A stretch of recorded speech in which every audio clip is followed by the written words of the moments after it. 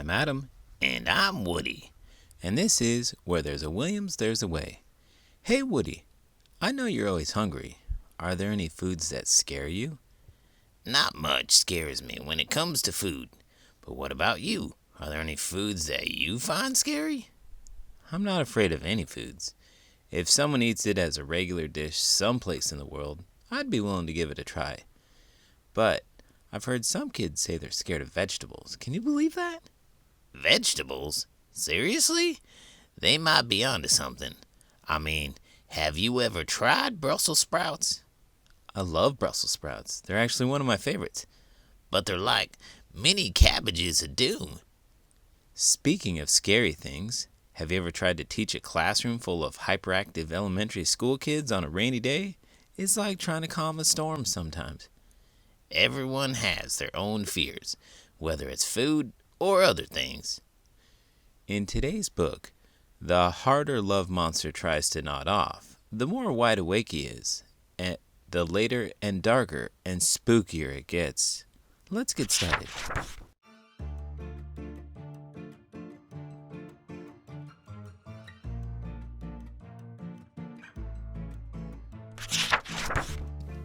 Love Monster and the Scary Something by Rachel Bright.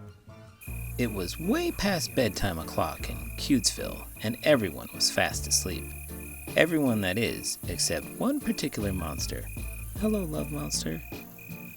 You see, just like every night, he'd made a cup of hot milk with chocolate sprinkles and counted his way up the stairs. 1, 2, 3, 4. As usual, he'd read 15 and a half bedtime stories, closed his eyes, and snuggled in tight with Teddy.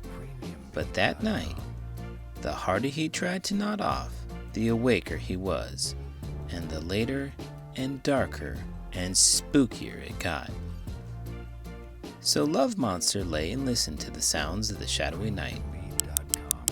That was the clock. That was the song of the wind and leaves.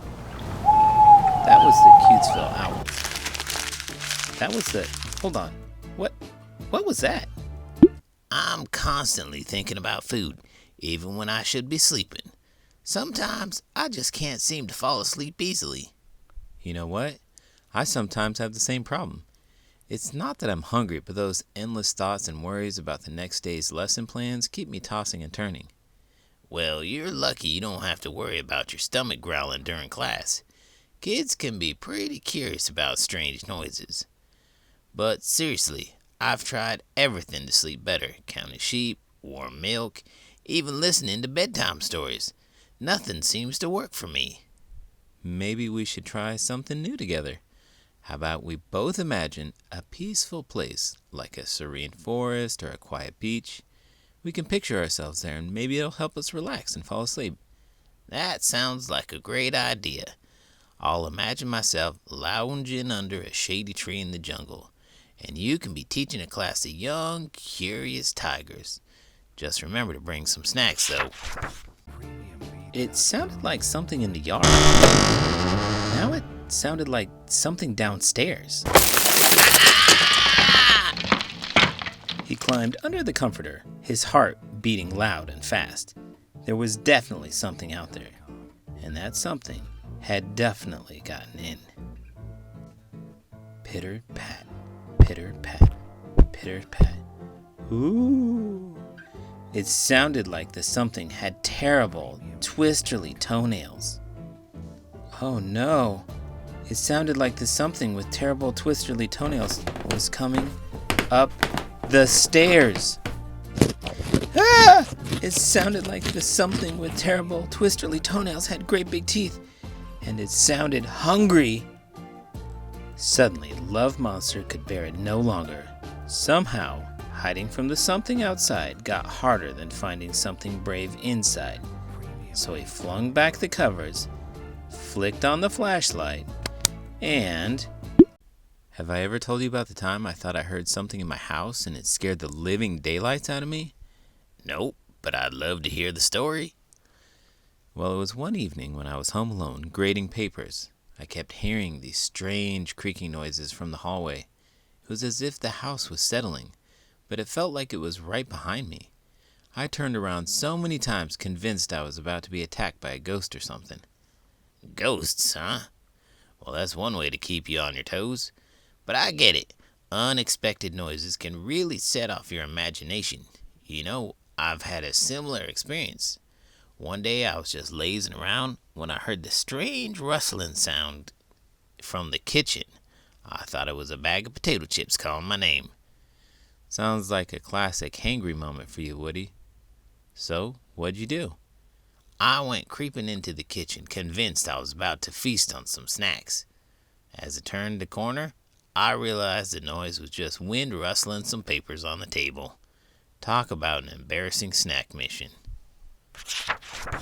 Feep! Went the something. As it turns out, Love Monster hadn't been the only one who couldn't sleep that night. And he wasn't the only one who didn't want to be alone.